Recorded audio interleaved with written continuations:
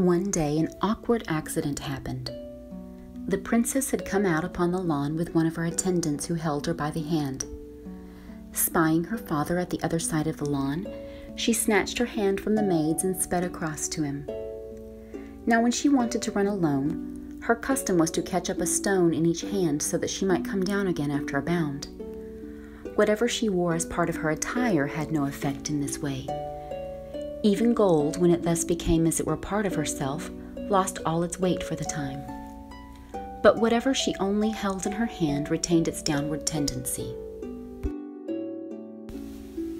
On this occasion, she could see nothing to catch up but a huge toad that was walking across the lawn as if he had 100 years to do it in. Not knowing what disgust meant, for this was one of her peculiarities, she snatched up the toad and bounded away.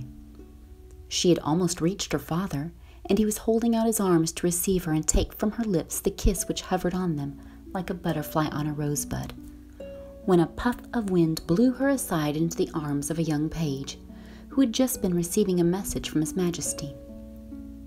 Now it was no great peculiarity in the princess that once she was set a-going, it always cost her time and trouble to check herself. On this occasion there was no time. She must kiss, and she kissed the page.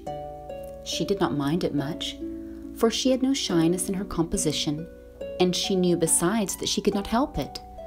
She only laughed like a musical box. The poor page fared the worst, for the princess, trying to correct the unfortunate tendency of the kiss, put out her hands to keep her off the page, so that along with the kiss he received on the other cheek a slap with the huge black toad, which she poked right into his eye. He tried to laugh too, but the attempt resulted in such an odd contortion of countenance as showed that there was no danger of his pluming himself on the kiss. As for the king, his dignity was greatly hurt, and he did not speak to the page for a whole month. I may here remark that it was very amusing to see her run, if her mode of progression could properly be called running.